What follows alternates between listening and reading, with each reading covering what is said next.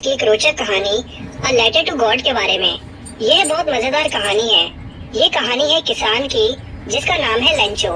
Lencho का घर एक पहाड़ी की शिखर पर था। जहाँ लेंचो का घर था वहाँ कोई नहीं रहता था। लेंचो का घर ऊंचाई पर होने के कारण वह अपने अनाज के खेतों को देख सकता था जिनमें फूल भी आ गए थे। लेंचो बहुत मेहनती किसान था। वह यह सोच रहा था कि इस बार उसकी खेती अच्छी होगी। लेंचो के खेतों को जरूरत थी एक अच्छी बारिश या कम से कम एक अच्छी बौछार की। पूरी मॉर्निंग लेंचो जो अपने खेतों को जानता था, बड़े दिनों से उसने कुछ नहीं किया था। वह आसमान को बहुत देर से देख रहा था। वह ये सब कुछ सोच रहा था, तभी उसकी पत्नी उससे कहती, अब हमें पानी मिलेगा। उसकी पत्नी शाम का खाना तैयार कर रही थी। लेंचो की पत्नी ने कहा, हाँ, यदि भगवान की दया होगी तो इस बार बारिश जरूर होगी और हमें अच्छी फसल भी मिलेगी। लेंचो का बड़ा बेटा भी बहुत परिश्रमी था। लेंचो का हाथ बटाता था। वह खेतों में काम कर रहा था और लेंचो के छोटे छोटे बच्चे खेल रहे थे जब तक उनकी माँ ने शाम के खाने के लिए नहीं बुलाया। खाना खाने का वक्त था कि लेंचो ने जो सोचा था और जो आशा की थी कि बारिश होगी, वैसे ही आसमान से बड़ी बड़ी बूंदें गिरनी शुरू हो गई। हवा बहुत तेज थी और बहुत ही ताजी और सुहावनी थी। लेंचो अपने घर से बाहर निकला। वह इसी खुशी को महसूस करना चाहता था। वह इतना खुश था कि लौटते वक्त उसने कहा कि ये बारिश की बूंदें नहीं जो आसमान से गिर रही हैं, ये नए सिक्के हैं। जो बड़ी बूंदें हैं वह 10 के सिक्के हैं और जो छोटी बूंदें हैं वह 5 के सिक्के हैं। वह इतना खुश था कि बूंदों को सिक्के के समान समझ रहा था। वह जानता था कि बारिश की बौछार उसके खेत की जान थी। पूरे संतुष्ट भाव से उसने पूरे खेत को देखा जिसमें फूल भी थे।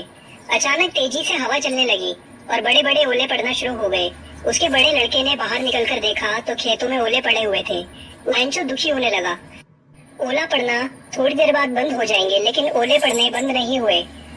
पूरा पहाड़ी इलाका सफेद चादर से ढक गया। सब कहीं सफेद सफेद नजर आ रहा था और वहाँ पर एक भी पत्ता ऐसा नहीं था जो बचा हुआ हो। लेंचो की पूरी फसल बर्बाद हो गई। ओलों की मार से फसल के फूल टूटकर गिर गए। लेंचो बहुत दुखी था। वह अपने परिवार के बारे में चिंतित था क्योंकि यही एकमात्र सहारा था। जब ओले पड़ना बंद हो गए तब वो खेतों के बीचों बीच आकर खड़ा होकर अपने लड़कों से कहने लगा, अगर खेतों में टिड्डियां लग गई होती तब भी हमारी फसल बच जाती, लेकिन इन ओलों ने कुछ भी नहीं छोड़ा। इस साल हमें मकई की फसल नहीं मिल पाएगी। ये रात बहुत दुख भरी रात है। हमारी सारी मेहनत बेकार हो गई। कोई नहीं जो हमारी मदद कर सके। इस साल शायद हम भूखे ही रह जाएंगे। लेकिन उन सबके दिलों में जो उस पहाड़ी में अकेले रहते थे, उनके पास एक उम्मीद की किरण थी। उन्हें भगवान से मदद मिलेगी। वो कहता था कि इतना परेशान मत हो, कोई भूखा नहीं मरता। लोग भी ऐसा कहते हैं कि कोई व्यक्ति भूख से नहीं मरता। पूरी रात लेंचो जो सिर्फ एक इसी उम्मीद से जागता रहा कि भगवान की मदद मिलेगी। उसने कहा, मैं जानता हूँ कि भगवान सबको देखते हैं। अगर किसी के दिल में भी कोई बात होती है तो भगवान उसको जान लेते हैं। लेंचो जो कि बहुत परिश्रमी था, वह खेतों में जानवरों की तरह काम करता था, लेकिन वह लिखना जानता था। अगली सुबह जैसे ही दिन निकला, उसने एक पत्र लिखना शुरू कर दिया। वह खुद शहर लेकर जाएगा और मेल करेगा। भगवान के लिए पत्र लिखा लेंचो ने। पत्र में उसने कुछ इस तरीके से लिखा कि भगवान, अगर तुम मेरी मदद नहीं करोगे तो मैं और मेरा परिवार इस साल भूखे ही रह जाएंगे। मुझे 100 पीसोस की जरूरत है, इसीलिए मैं आपसे विनती करता हूँ कि मेरी निवेदन सुनिए। रुपयों की जरूरत है क्योंकि मैं इससे दोबारा बीज लाकर खेतों में बो सकूंगा। बचे हुए रुपयों को जीवन जीने के लिए जब तक फसल न आ जाए तब तक रखूंगा। उन्होंने पत्र के ऊपर भगवान के लिए पत्र लिखा। वह फिर शहर की तरफ चल दिया। पोस्ट ऑफिस में पहुंचकर पत्र पर स्टैंप लगाया। पत्र को पोस्ट बॉक्स में डाल दिया। एक कर्मचारी था जो कि पोस्टमैन था। वह पोस्ट ऑफिस में सहायता करता था। वह पत्र लेकर बड़े अधिकारी के पास हंसता हुआ गया। अधिकारी को पत्र दिखाया कि इस पर भगवान का नाम लिखा है। पोस्टमैन ने अपने पूरे करियर में इस एड्रेस को कभी नहीं देखा था। पोस्ट मास्टर एक मोटा और बड़ा फ्रेंडली था। वह भी हंसने लगा। जल्दी ही वह एकदम गंभीर हो गया। उसने पत्र को मेज पर पटका और बोला, इतना विश्वास! काश मुझे भी भगवान पर इतना विश्वास होता जितना इस व्यक्ति को है। पोस्ट मास्टर ये नहीं चाहता था कि पत्र लिखने वाले व्यक्ति का विश्वास टूटे, इसलिए उसने एक आइडिया निकाला। उसने पूरा पत्र खोलकर पढ़ा। पोस्टमैन ने वहाँ के सभी कर्मचारियों से वार्तालाप की और सभी से कुछ पैसों की मांग करने लगा।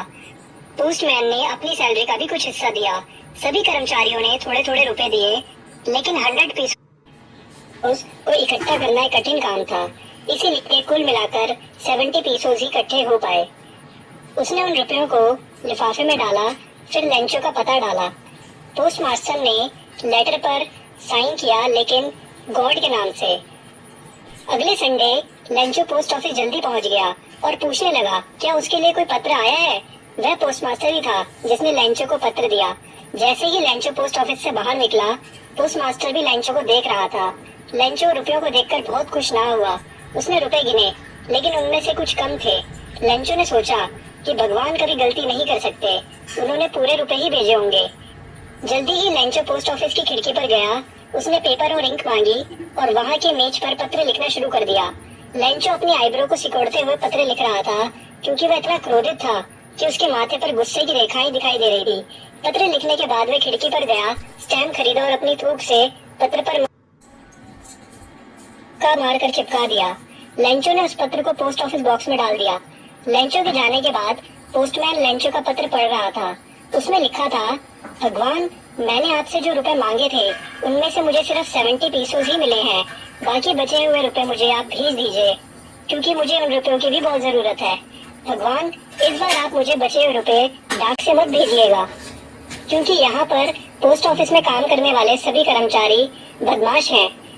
बाद में लेंचो ने अपने पत्र पर अपना नाम लिखकर उसे पोस्ट ऑफिस बॉक्स में डाल दिया। तो दोस्तों, यहाँ पे ये स्टोरी एंड होती है।